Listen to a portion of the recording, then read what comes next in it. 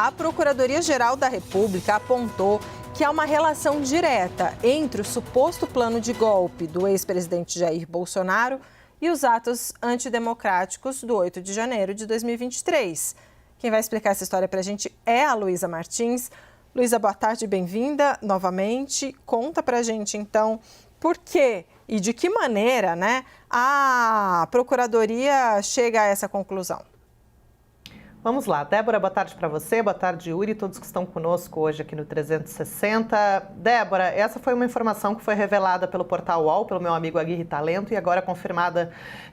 pela gente aqui da CNN, com fontes tanto da PGR quanto do próprio Supremo Tribunal Federal e também da Polícia Federal, todos esses órgãos envolvidos aí nessa investigação.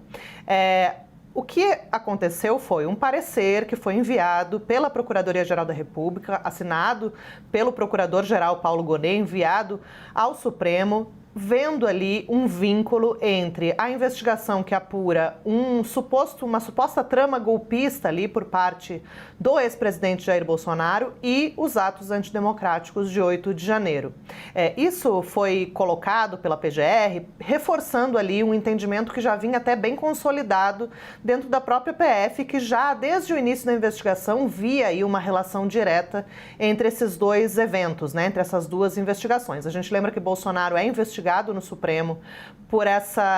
pela questão da minuta do golpe, por ter ali tentado de várias maneiras supostamente articular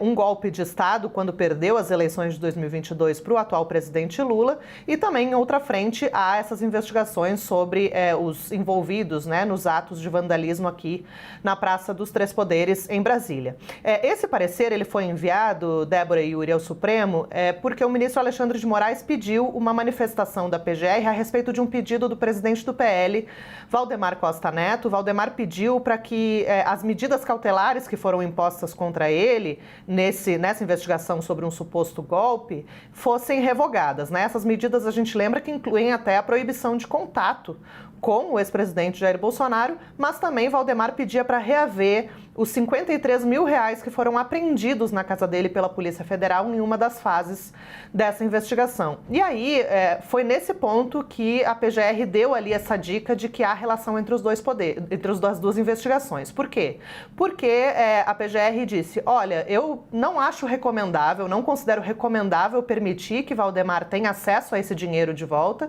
porque ele pode vir a ter que ressarcir o erário, ser um dos que devem ressarcir o erário pelos danos causados, pelos prejuízos causados com os atos antidemocráticos de 8 de janeiro de 2023. Então ele coloca ali que toda essa articulação, que está ainda em investigação sobre uma tentativa de dar um golpe de Estado aqui no Brasil, ela pode ter culminado ou ter sido ali um embrião, digamos assim, dos atos golpistas ali de 8 de janeiro, e todos que estavam aqui em Brasília e viram também, acompanharam aqui pela CNN, viram o rastro ali de destruição que foi deixado ali tanto no Palácio do Planalto quanto no Congresso Nacional e no próprio prédio do Supremo. E o Procurador-Geral, inclusive, aponta, olha, esses prejuízos são estimados aí em cerca de R$26 milhões e é possível que todos os envolvidos nessa investigação da trama golpista também, assim como quem foi identificado ali como um depredador de fato ou financiador desses atos democráticos, todas essas pessoas podem ter que vir futuramente em caso de condenação, caso tudo isso se confirme, podem ser condenados a ressarcir o erário, ressarcir os cofres públicos por esses prejuízos causados ali pela depredação. Então essa manifestação ela é sigilosa, ela foi encaminhada ao ministro Alexandre de Moraes, ela vai ser usada ali, inclusive, pela própria Polícia Federal para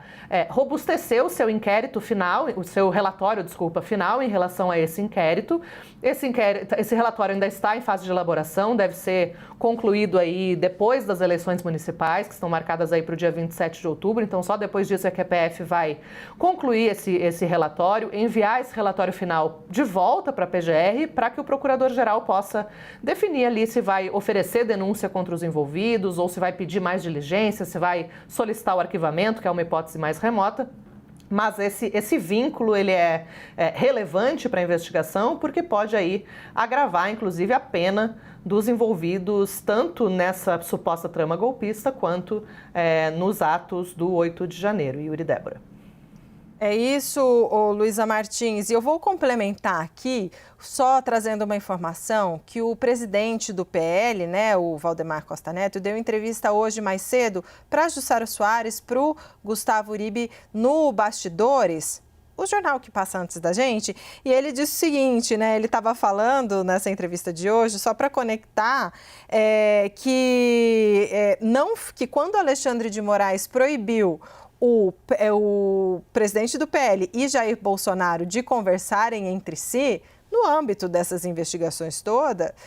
o Valdemar da Costa Neto disse o seguinte, olha, se a ideia do Alexandre de Moraes era atrapalhar, ele acertou. Obrigada, Luísa Martins, deixa eu só fazer um pequeno